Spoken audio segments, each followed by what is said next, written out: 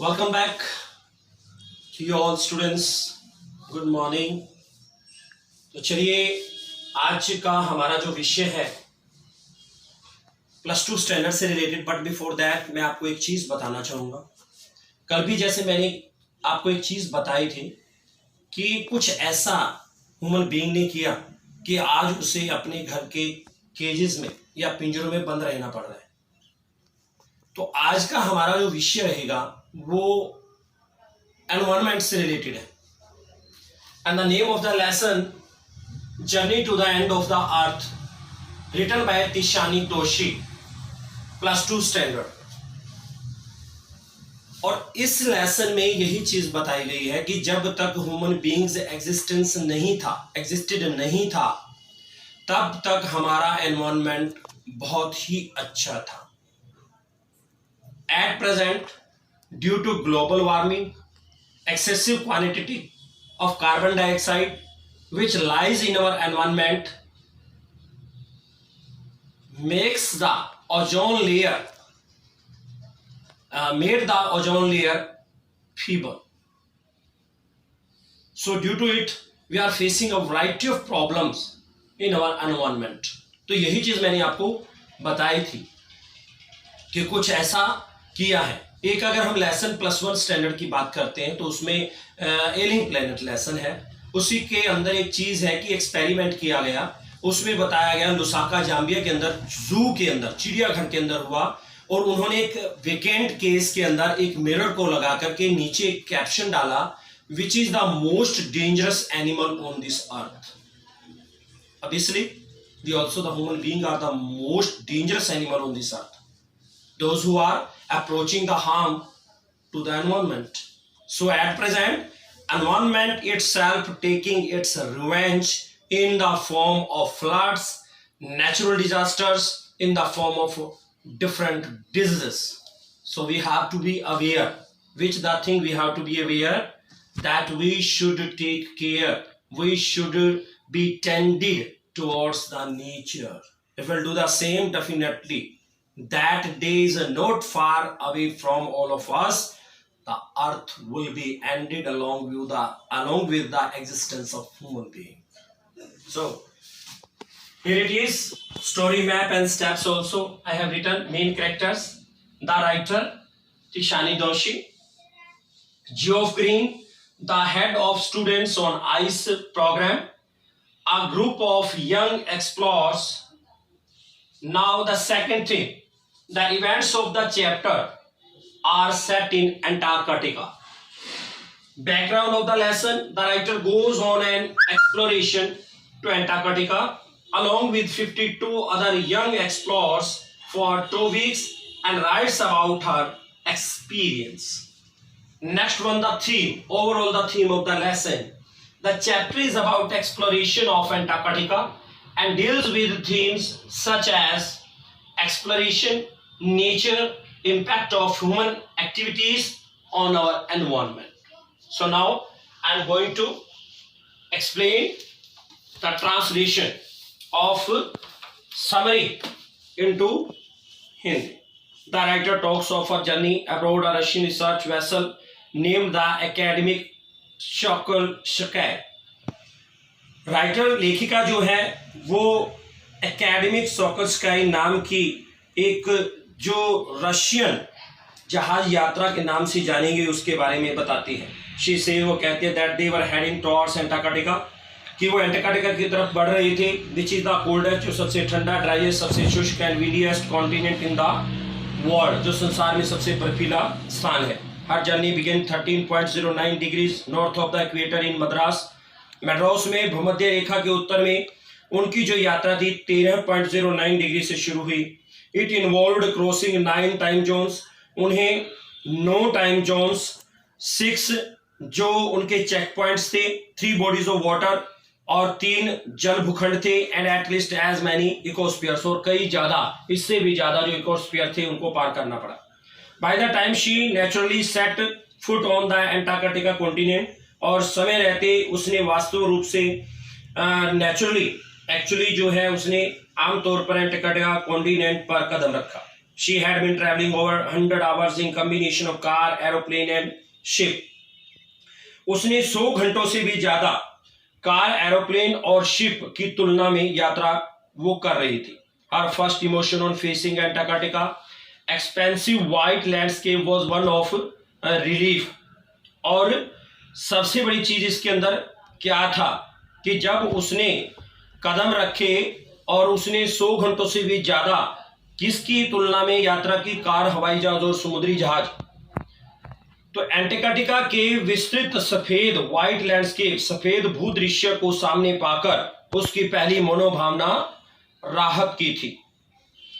It's immensity and it's isolation field her with deep wonders. इसकी विशालता और अकेलेपन ने उसे आश्चर्य से भर दिया. She also wondered how there could ever have been a time.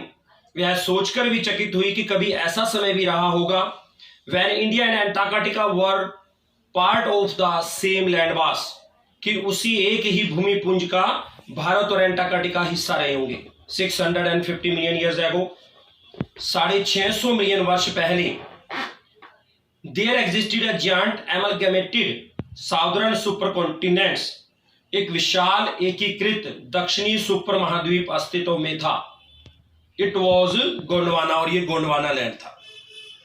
It centred रफली around present day Antarctica. It centred, और यह लगभग आज के एंटार्क्टिका के आसपास केंद्रित था. Things were quite different then. तब चीजें कुछ अलग थी. Humans hadn't arrived on the global scene. और मानव जीव जो है तब वो अस्तित्व में नहीं आए थे. इस दृश्य के ग्लोबल वैश्विक दृश्य में अस्तित्व में नहीं आए थे. क्लाइमेट वॉज मच वार्मर, और क्लाइमेट जो था वो बहुत ज्यादा गर्म था. There was a huge variety of flora and fauna. और वहां पर क्या था, वनस्पतियों और जीव जंतुओं की असंख्य किस्में थी.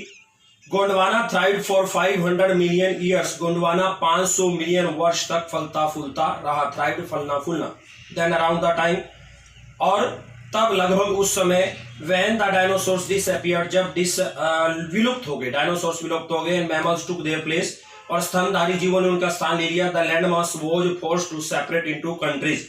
और परिस्थितियों को देखते हुए भूमि पुंज जो था उस पर अलग होने का दबाव आ गया देशों में बंटने के लिए. It shaped the globe much as we know it today.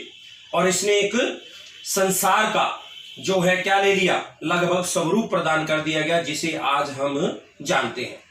To visit Antarctica is to be a part of the history. Antarctica जाना मानो उस इतिहास का एक भाग हो जाना है. It is to get an idea where we have come from and where we could possibly be heading. वहां जाने का उद्देश्य यह जानना है कि हम कहां से आए हैं और संभवतः किस दिशा में जा रहे हैं. Days go on and on for 24 hours. इन सब चीजों के साथ कि जो कल्पना करना है तो दिमाग को चक्कर में डालना है कि किस प्रकार mind possibly be heading. To visit Antarctica is to be part of that history. It is to get an idea of where we have come from and where we could possibly be heading. It can be pretty mind boggling. Boggling होता है चक्कर में डालना. To imagine India pushing northward. और ये बात भी कि दिमाग में परेशानी डालने वाली थी कि किस तरह से भारत उत्तर दिशा की तरफ सरका होगा. Jamming against Asia and forming, और एशिया में मिला होगा, एंड फॉर्मिंग द हिमालय, और हिमालय का निर्माण हुआ होगा. It is equally mind boggling. और उसी के समान एक और चक्कर में डालने वाली बात, to imagine South America joining North America, कि किस तरह से दक्षिणी अमेरिका ने उत्तरी अमेरिका को ज्वाइन किया होगा. On the Antarctica there are no human signs. And Antarctica क्षेत्र में कोई भी मानव चिन्ह नहीं है. There are no trees. वहां कोई पेड़ नहीं है.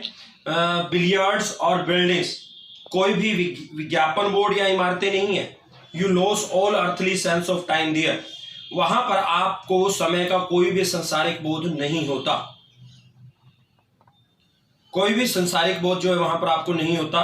Days go and go on for 24 hours. 24 घंटों वाले दिन एक के बाद एक बीतते चले जाते हैं. There is silence all around. चारों तरफ खामोशी है.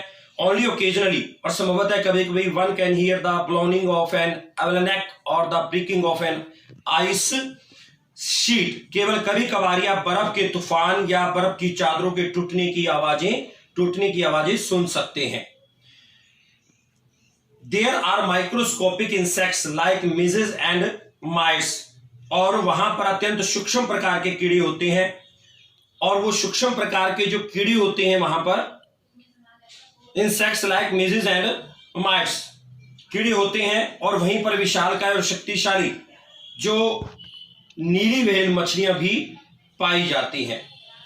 And there are also mighty blue whales, there are icebergs as big as countries, वहां पर हिमखंड होते हैं जो देशों जितने बड़े होते हैं।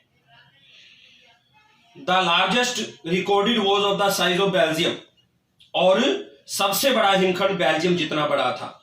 Human civilisation have been around for only 12,000 years, और मानव सभ्यताएं संसार में केवल 12,000 वर्षों से ही अस्तित्व में है। It is only a few seconds on the geological clock, और भूविज्ञान वाली घड़ी पर तो यह समय मात्र कुछ सेकंड के बराबर होता है। In that short amount of time, और इतने संक्षिप्त समय में, इतने संक्षिप्त समय में we have created quite a ruckus with our villages, और हमने इतने छोटे समय में क्या किया है, इतने शॉर्ट समय में से संक्षिप्त समय में हमने काफी हल्ला गुल्ला मचा दिया है।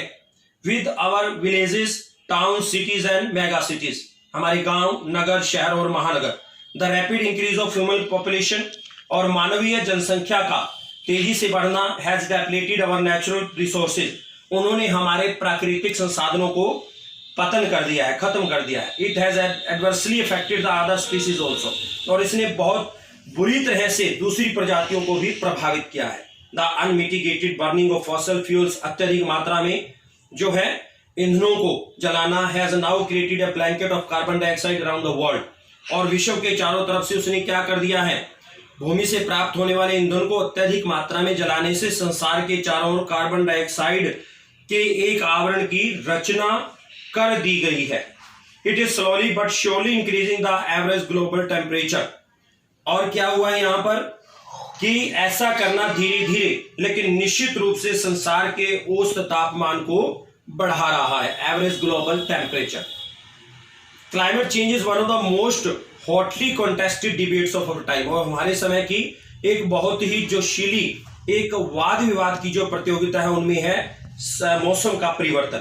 एंड इन दिस डिबेट, और इस वाद विवाद में Antarctica is a crucial element, वो एक जटिल तत्व है। When we see here the glaciers retreating, और जब हम ग्लेशियर्स को पीछे हटते हुए देखते हैं, आइस शैलोज कोलैप्सिंग, और आइस की जो बड़ी बड़ी बर्फ की जो परतें हैं वो नष्ट हो रही हैं, वी बिगिन टू रियलाइज, और हम ये एहसास शुरू करते हैं that the threat of global warming is very real, कि जो ग्लोबल वार्मिंग का एक जो डर है वो असली है। Antarctica is crucial from another point of view also, Antarctica जो है वो दूसरे नजरिए से भी महत्वपूर्ण है। It holds in its ice course half million year old carbon records which light trapped in its layers of ice.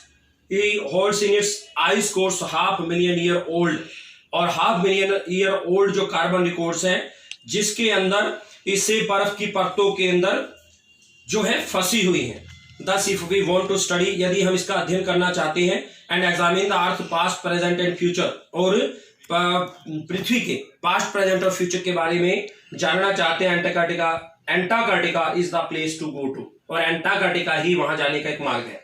Antarctica is also a perfect place to study, Antarctica ही एक बहुत बढ़िया अध्ययन का स्थान है। How little changes in the environment can have big consequences, कि किस तरह छोटे छोटे परिवर्तन एक बड़े बड़े परिणामों में उसके जो रिजल्ट्स में परिवर्तित हो सकते हैं। Take for the example the phytoplankton, हम फाइटोप्लैंक्टन का एक उदाहरण लेते हैं। They are microscopic grasses of the sea, वो समुद्र के एक सूक्ष्म घास है।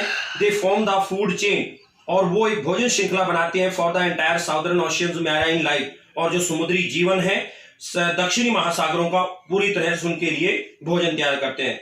These single celled plants use the, ये एक कोशीय जो एक कोशिका जो पौधे हैं, यूज द सन्स एनर्जी, जो सूर्य की एनर्जी को प्रयोग करते हैं to assimilate carbon dioxide, assimilate होता है एकत्रित करना कार्बन डाइऑक्साइड को। Scientist warn us that a further depletion in the ozone layer will affect the activities of phytoplankton. वैज्ञानिकों ने हमें चेतावनी देती हैं कि आगे आने वाले समय में जो ओजोन लेयर का पतन होगा वो फाइटोप्लैंक्टन की गतिविधियों पर प्रभाव डालेगा। इट विल इन टर्न, और बदले में affect the lives of all marine animals, जो भी समुद्री जीव हैं उनके जीवन पर भी, and birds of the region, और उस क्षेत्र के पक्षियों पर। फॉर दिस एग्जाम्पल, उदाहरण के लिए we can learn the lesson, हम ये एक शिक्षा ले सकते हैं that if we take care of small things, यदि हम छोटी छोटी चीजों की परवाह करेंगे, the big things will take care of themselves, और बड़ी बड़ी चीजें अपने आप खुद की परवाह करेंगे। The writer says that the students on ice was highly useful, और लेखिका कहती है कि जो स्टूडेंट ऑन आइस प्रोग्राम चलाया गया था वो बहुत ही एक ऊंचे स्तर पर उपयोगी है। It offer the future generation, और ये हमारी आने वाली जो भावी पीढ़ियां हैं और पॉलिसी मेकर से लाइफ चेंजिंग एक्सपीरियंस, जीवन परिवर्तन के उस जो अनुभव है उसकी पॉलिसी को बनाने में उन्हें एक ऑफर करता है। फ्रॉम देयर एक्सपीरियंस, उनके एक्सपीरियंस से, अनुभव से, दे कुड लर्न, वो जान सकते हैं how to protect their earth from further damage, आगे नष्ट होने से बचाने के लिए उन्हें कैसे रक्षा करनी है। बिफोर टर्निंग बैक, वापिस आने से पहले, all the 52 students aboard Shokalskiy had a chance, और सभी जितने 52 स्टूडेंट्स थे उन्हें एक शॉकल्स्काइस में जो फ्रोजन ओशियन है उस पर जाने का एक मौका मिला। इट वॉज स्टार्क वाइटनेस, मात्र यहाँ सफेदी है, that seem to spread out forever, और चारों तरफ से ये फैली हुई प्रतीत होती है। Underneath their feet was a metre thick ice pack, और मोटे मोटे मीटरों मोटी मोटी जो बर्फ की एक परतें हैं। एंड अंडरनीथ दैट, और उसके नीचे there was a 180 metres of living breathing salt water, और 180 मीटर्स मोटे जो है नीचे एक नमकीन पानी है। At some distance from them, और उससे कुछ दूरी पर क्रैब सेल्स वर स्ट्रेचिंग, और क्रैब जो मछलियां हैं वो फैल रही थी। And sunning themselves on ice floes much like stray dogs under the shade of a banyan tree, और एक बनियान ट्री की जो एक छत्र छाया थी, उसकी जो छाया थी एक घूमने वाले कुत्तों की तरह वो वहां पर धूप का आनंद ले रही थी। द राइटर सेज, राइटर ये लेखिका कहती है that it was nothing sort of A revelation, और ये किसी ऐसे उद्घाटन से किसी प्रकार से भी ये कम नहीं थी। सो उम्मीद करता हूँ ये एक साइंटिफिक लेवल का लेसन है। साइंस स्टूडेंट्स क्या, हर बच्चा इसको समझेगा, और एक बहुत अच्छी चीज आज के वर्तमान के बारे में भी लेखिका ने बताई है कि if we really want to know about the past, present and future of the earth, then we have to undertake the journey of Antarctica. So she also started the programme students on ice programme, so that the present students have a curiosity to learn and gain. So she took away all the 52 students in that area so that they could know about the past, present and future of the earth, and in which manner they could protect the further environment from the pollutions or the global warming. Thank you.